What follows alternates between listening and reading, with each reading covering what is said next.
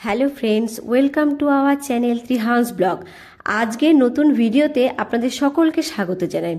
আজকে আমি শেয়ার করব বাচ্চাদের জন্য পুষ্টিকর ও সুস্বাদু প্যানকেক রেসিপি। আর এটা আপনারা 9 মাস থেকে 5 বছর পর্যন্ত বাচ্চাদের খাওয়াতে পারেন। অনেক মা বাবারা বলে থাকেন যে আমার বাচ্চা একদমই খায় না, খেতে চায় না। তাদের উদ্দেশ্যে বলছি, শুধু পুষ্টিকর খাবার দিলেই কিন্তু হবে না, তার সঙ্গে খাবারটাকে কিন্তু সুস্বাদুও বানাতে হবে।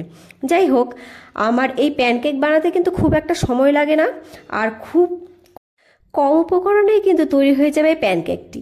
আর এই প্যানকেকটা কিন্তু আপনারা বাচ্চাদের প্রধান খাদ্য হিসেবে সকালে দিতে পারেন, এছাড়াও কিন্তু সন্ধে স্ন্যাক্স হিসাবে দিতে পারেন। এটা খেলে কিন্তু বাচ্চাদের ওজনও বাড়বে। তো যাই হোক, আমি কিন্তু এবার চলে যাব আমার মূল ভিডিওতে।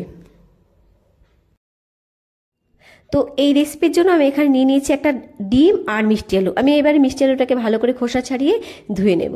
তো এখানে আমার মিষ্টি আলুটাকে ধোয়া হয়ে গেছে, ধুয়ে আমি কেটে নিয়েছি। এইবারে কিন্তু আমি এই আলুগুলোকে সেদ্ধ করে নেব। তো আমি প্রথমে একটা কুকার নিয়ে নিচ্ছি। কুকারের মধ্যে আমি দিয়ে দেব একটুখানি জল। তো আমি জল দিয়ে নিলাম। জল দিয়ে এইবারে আমি মিষ্টি আলুটাকে বাটি সমেত কুকারের ভিতরে বসিয়ে দেব।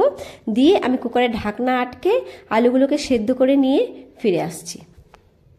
4 থেকে 5টা সিটি দিলেই কিন্তু আলুগুলো সেদ্ধ হয়ে যাবে। তো এখানে কিন্তু আমার আলুগুলো সেদ্ধ হয়ে গেছে। এইবারে কিন্তু আমি এই আলুগুলো একটা প্লেটে ঢেলে নেব।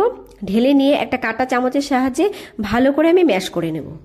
আপনারা চাইলে কিন্তু এখানে আলু ম্যাশারের সাহায্যেও ম্যাশ করে নিতে পারে। তো এখানে আমার ম্যাশ করা কমপ্লিট। এইবারে আমি আলুগুলো একটা বাটিতে ঢেলে নিচ্ছি। তো আমি এখানে একটা বাটি নিয়ে নিলাম। বাটিতে আমি আলুগুলোকে নিয়ে নিচ্ছি।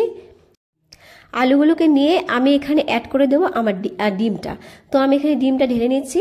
ডিমটা ঢেলে নিয়ে আমি চামচের সাহায্যে ভালো করে ডিমটা আলুর সঙ্গে মিশিয়ে নেব আর ভালো করে ফেটিয়ে নেব।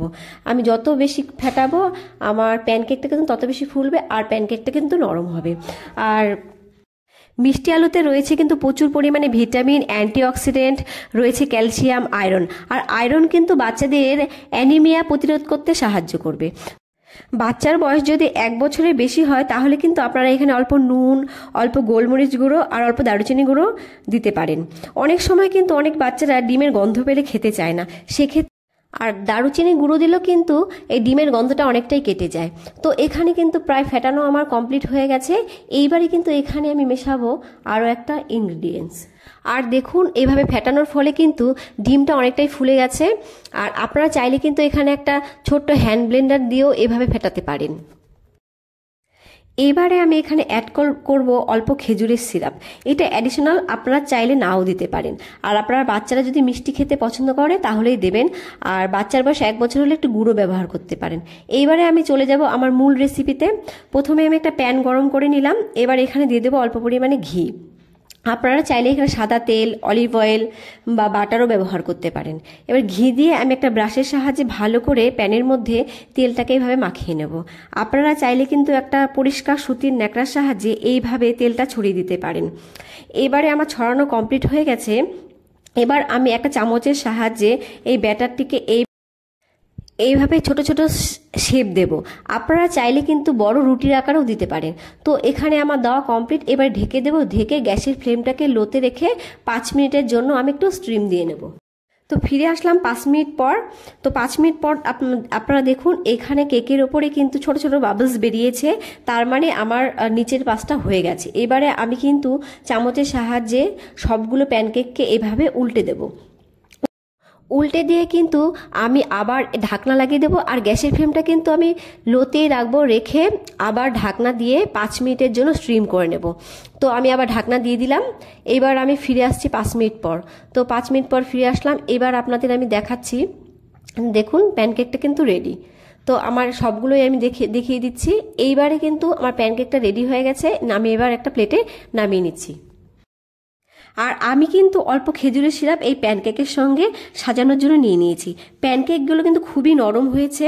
তো এবারে আমি প্যানকেকগুলোকে কিন্তু একটা ছুরির সাহায্যে ছোট ছোট আকারে কেটে নেব। প্যানকেকগুলো এত নরম হয় যে বাচ্চাদের দাঁত না উঠলেও কিন্তু বাচ্চারা সহজেই মাড়ি দিয়ে খেতে পারে। তো চলুন এইবারে আমি আমার ছেলের রিয়াকশনটা আপনাদের সঙ্গে শেয়ার করে দেখাচ্ছি। তো দেখুন আমার ছেলে কি সুন্দর আগ্রহের সাথে নিচ্ছে।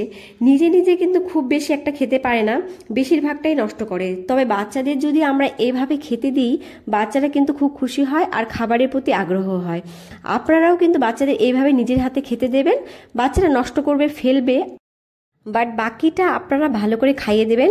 আমার ছেলেও কিন্তু একদমই খেতে চায় না, রোজ আলাদা আলাদা খাবার খায়, যেটা বেশি পছন্দ, আর সেটা বুঝে ওর পছন্দের খাবারগুলো আমি নানা রকমভাবে ঘুরিয়ে ফিরে খাই। তো আজকের ভিডিওটা এই পর্যন্তই, দেখা হবে নেক্সট ভিডিওতে। আমার ভিডিওটা যদি ভালো লেগে থাকে একটা লাইক করে দেবেন আর চ্যানেলটাকে সাবস্ক্রাইব করে দেবেন। ভালো থাকবেন, বাচ্চাদের ভালো রাখবেন। Bye bye. দেখা হবে আরও একটা নতুন রেসিপি নিয়ে।